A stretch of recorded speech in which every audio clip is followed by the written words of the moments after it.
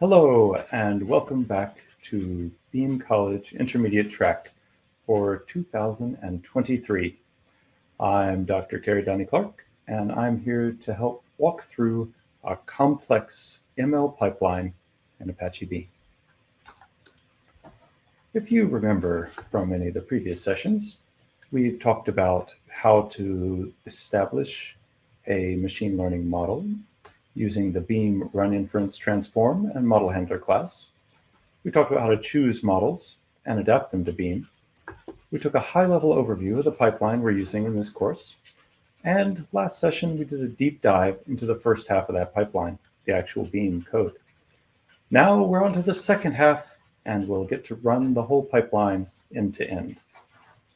So the pipeline, as you remember, takes a phone call that's a fake phone call to a fake bank's help center, transforms the words of that call into a text message, classifies based on the content of that text as to whether this call is about checking your balance or ordering a new debit card. Depending on which of those requests you have, we're sending it to a different machine learning model. In this case, they are not actually fine-tuned models to help you find a replacement for your debit card. They're just random small LLMs that I've taken from Hugging Face just to demonstrate that you can route different keys to different models and how to do that. Finally, the output of those LLMs is text once again, and we're going to transform it using a different model to go from text back to speech, where we'll then save it as audio. And we're focusing on this second half today. So now, to Colab. Okay. So last time we were looking at the output of the classifier step, which is going to give us a string that defines the call type, check balance, get branch hours, etc., as well as the original text, the text of the original phone call. Now we get to probably the most interesting part of this pipeline. And I think this is something that is a great example of Beam ML being tremendously easy and making it easy to do something very, very hard. Here, what we're doing is we're defining all of the models that we're going to use. Now, originally I had 8 different models, but I found the output of some of the models was very poor, essentially random, and sometimes mildly disturbing. So I winnowed down the models I'm using, and so there's more repetition in here than I originally intended. But you can see that in each of these lines, I'm defining a model handler. These are all Hugging Face pipeline model handlers. They're all for LLMs, so they share a lot of arguments.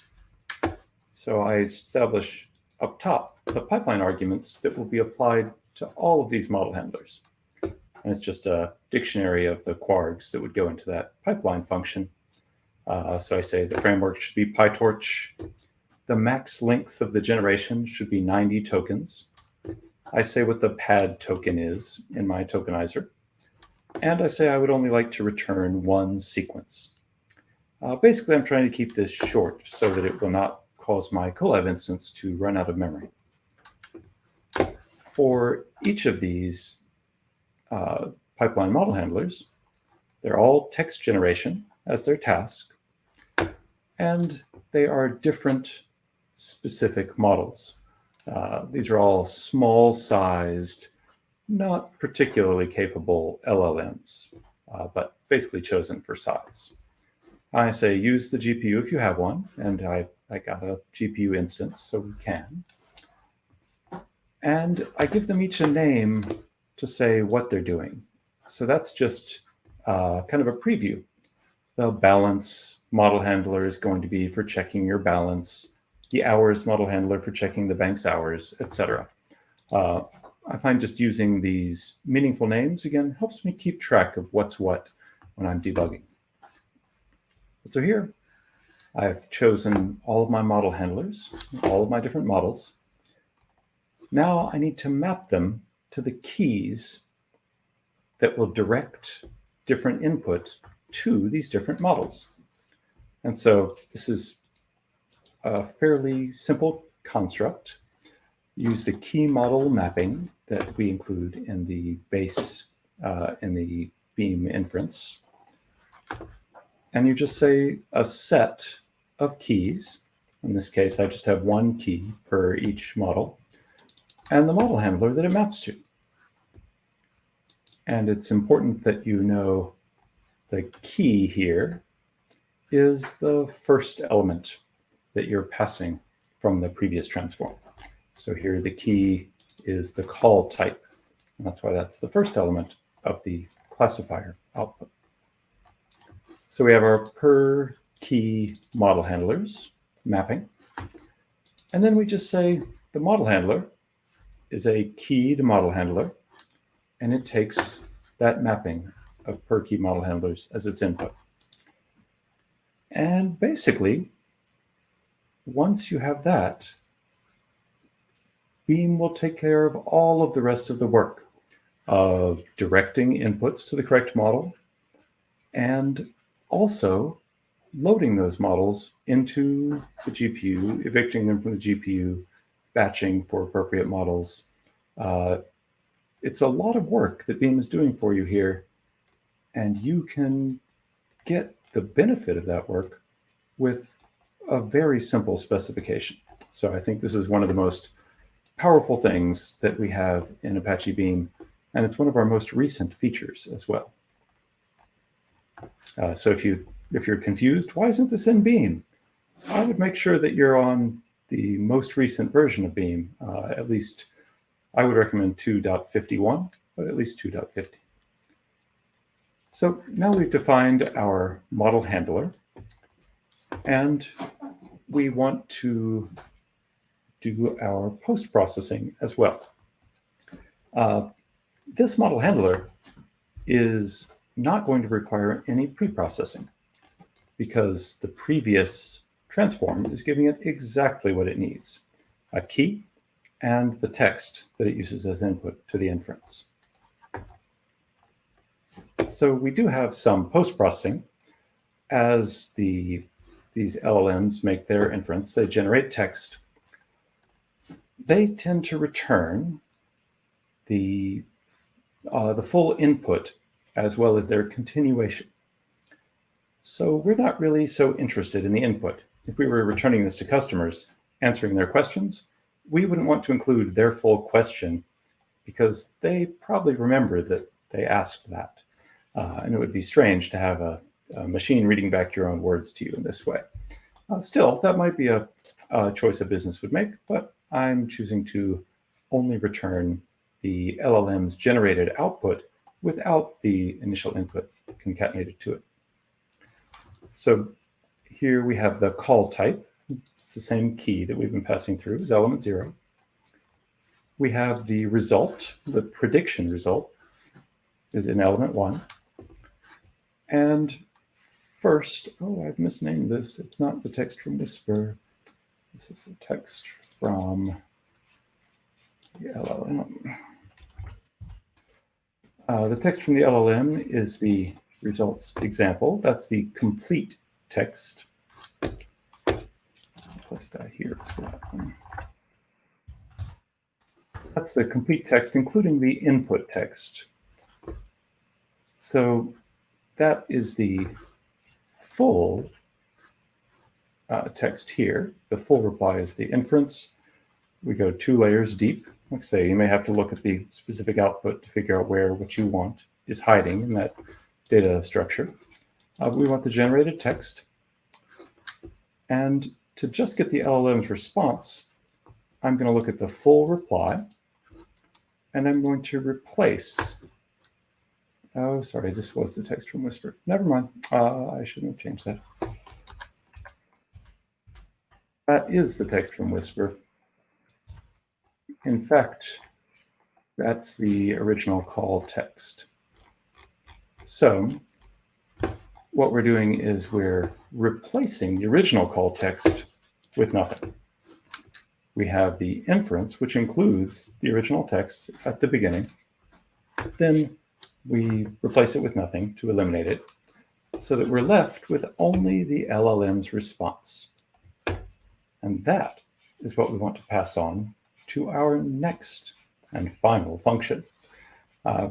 Here I also have a log statement where I print out the call type and the LLM's response. This is because I'm using a different model for each call type. And so I can spot check if some of the models give better results than others, or if some give responses that I don't want to share in a Beam College talk. So this is just something that I did for quality control, but I found it useful enough to leave in. So finally, I'm yielding or returning that LLM response. Now, what do I do with the LLM response? Well, I'm going to turn it back into speech. This is our last model in our pipeline. It is a text-to-speech model that we're getting from another Hugging Face pipeline model handler. This one is called the Facebook MMS TTS Eng. TTS is text-to-speech. Eng is their English model. Say we'll use the GPU if we have it. And that the framework is, again, PyTorch. The output of this text-to-speech model, input, of course, is that text we want to turn into speech. But the output of this is audio data. And so we can call, here in Colab, display, and actually play the audio data that comes back and hear the results of our pipeline. So that's the full shebang. Let's look at the actual pipeline code that defines those order of operations. So this is our main method. It's a Beam pipeline, so we get our pipeline construct. This is a very normal way to define a Beam pipeline. If it's something you haven't done much of before in Python, these pipe operators are not very Pythonic. They are more of a kind of shell scripting or C scripting construct. Oh, goodness. Whereby you are piping the output of one function as the input to the next function. Like I say, it's strange. It's not something that is done anywhere else in Python that I know of. Unique to Beam, but that's a Beam stylistic choice, and it looks a little weird, but you get used to it. So we're saying take the pipeline and apply this transform to each element of the pipeline. Fundamental Beam operation. Take each element, do one thing to it, and then pass the results down to the next transform. So first we get the input file names. We're reading from this Google storage bucket. This is where we're getting all the actual original audio data. It's copied from the open source project that I mentioned in the previous lecture. Then we're going to read that input data. So first we get the file names, then we actually get the data out of the files. Then we pass that data, the audio data, to the Whisper speech to text. These are just kind of the human readable names for the stages or transforms. And this is the actual execution, the actual code. So we pass that to run inference using the pipeline handler Whisper. We use the preprocess function, which just says read the file as a WAV file. And the postprocess function, which is going to do our postprocess Whisper method. And the guarantee is all the preprocess functions are executed, if you have many of them, in order, with a stable order, before you do the inference. And all the postprocess is also implemented in order after you do the preprocess and the inference. So we've got our postprocess from the whisper, we're emitting text.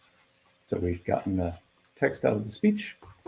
Give that to our XGBoost classifier, which has the keyed XGBoost handler.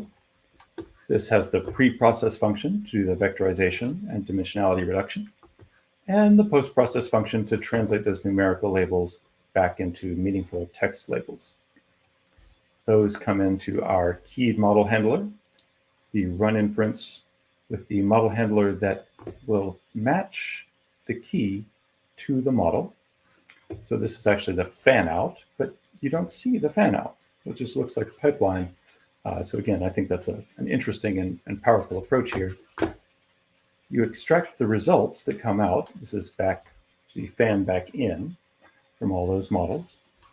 And then we execute the text-to-speech using our text-to-speech model handler. And we post-process it to actually play the audio. And in fact, I've been running this while speaking. So we can see here is a request for branch hours. And let's see if we can hear what the model has produced. So that was going to be it. I never did no need an amount. I was in a band. I didn't receive any money. I just got used to the things that I had. I never needed anything. So see, that's vaguely related, probably, to the request. Vaguely related. Here's one for a check balance. So now I have this balance. I have to use my social security card. That's it. Now, but what do you mean? What I am getting, a lot of people know that I can't log on, but for the very first time, they know I pay a bill through Social Security. See, so these are interesting to me because they're small, not very powerful LLMs, but they're still getting something vaguely related to the call content. And more importantly, though, that shows that our pipeline works. We're actually taking the call input, transforming it to meaningful text, classifying it appropriately, sending it to a model, getting output, and turning that output back into speech. And this whole pipeline is running on a fairly small machine, about 13 gigs of RAM, not even 100 gigs of disk. It's got a T4 GPU, and we can still generate these fairly quickly. It's been running 20 minutes, and I've got about 110 of them done. So it's interesting that you can do this much with this constraint on your resources. Of course, if you can run this with bigger models that are more powerful on a real GPU, you would expect to see stronger and stronger results. Now, back to the slides. So there we've seen the full pipeline in action, seen it running live and actually generating speech output. Next session, our final session for Intermediate Beam College, we'll be talking about expanding this, what you can do using this same pattern for more realistic problems. All right. Thank you all very much, and I'll see you again soon. Goodbye.